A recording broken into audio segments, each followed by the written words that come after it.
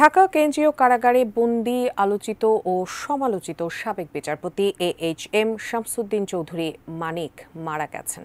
সোমবার এমন খবরে সয়লাব সামাজিক যোগাযোগ মাধ্যম, যা নিয়ে নেটিজেনদের মধ্যে তৈরি হয়েছে সংশয়। প্রশ্ন উঠেছে, সত্যিই কি মারা গেছেন সাবেক বিচারপতি মানিক? জানাচ্ছেন SI রাজ। গেল বছরের ৫ আগস্ট আওয়ামী লীগ সরকারের পতনের পর ২৩ আগস্ট সিলেটের কানাইঘাটে অবৈধভাবে সীমান্ত পথে ভারতে পালানোর চেষ্টাকালে বিজিবির হাতে আটক হন সাবেক বিচারপতি AHM শামসুদ্দিন চৌধুরী মানিক। ২৪ আগস্ট ভোরে তাকে কানাইঘাট পুলিশের কাছে হস্তান্তর করা হয়।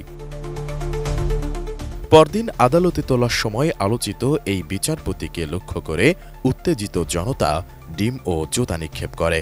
এতে আহত হওয়ায় তাকে Sylhet MAG Osmani medical college হাসপাতালে ভর্তি করা হয়। পরে শারীরিক অবস্থার উন্নতি হওয়ায় গত ১২ সেপ্টেম্বর শামসুদ্দিন চৌধুরী মানিককে কারা কর্তৃপক্ষের কাছে হস্তান্তর করে Sylhet MAG Osmani medical college হাসপাতাল কর্তৃপক্ষ। এরপর থেকে কারাগারে বন্দী আছেন তিনি। RICL TMX, যুগের পর যুগ স্থাপনা থাকে মজবুত। কিন্তু সোমবার হঠাৎ খবর ছড়ায় ঢাকা কেন্দ্রীয় কারাগারে আটক এই বিচারপতি মারা গেছেন, যা মুহূর্তেই ভাইরাল হয়ে যায় সামাজিক যোগাযোগ মাধ্যমে। তবে বিষয়টি সত্য নয় বলে জানা গেছে। একটি পক্ষ ফেসবুকে কোনো তথ্য প্রমাণ ছাড়াই এমন গুজব ছড়িয়েছে।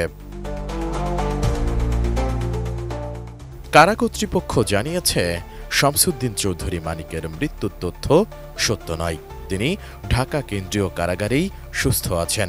কারাগারে তিনি ডিভিশন পেয়েছেন। তার বিরুদ্ধে ৫টি মামলা রয়েছে।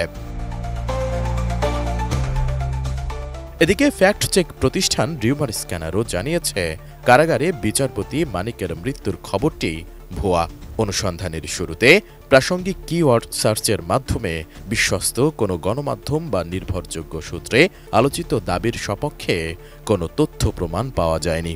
সাধারণত সাবেক এই বিচারপতি মানিকের মতো আলোচিত ব্যক্তিত্ব মৃত্যুবরণ করলে সেটা গণমাধ্যমে প্রকাশিত হতো, তবে নির্ভরযোগ্য কোনো গণমাধ্যমে এই তথ্য খুঁজে পাওয়া যায়নি। অন্যদিকে গত বছরের ১৮ নভেম্বর একটি বেসরকারি টেলিভিশন চ্যানেলের ফেসবুক পেজে আমার জন্য দোয়া কইরেন আকুতি পলকের শীর্ষক শিরোনামে প্রকাশিত একটি ভিডিওতে বিচারপতি শামসুজ্জামান মানিককেও সুস্থভাবে প্রিজন ভ্যানের দিকে হেঁটে যেতে দেখা যায়। সুতরাং সাবেক বিচারপতি শামসুজ্জামান মানিক কারাগারে মারা গেছেন দাবিতে সামাজিক যোগাযোগ মাধ্যমে যে সংবাদটি প্রচার হচ্ছে তা সম্পূর্ণ মিথ্যা। SI রাজ, ATN নিউজ।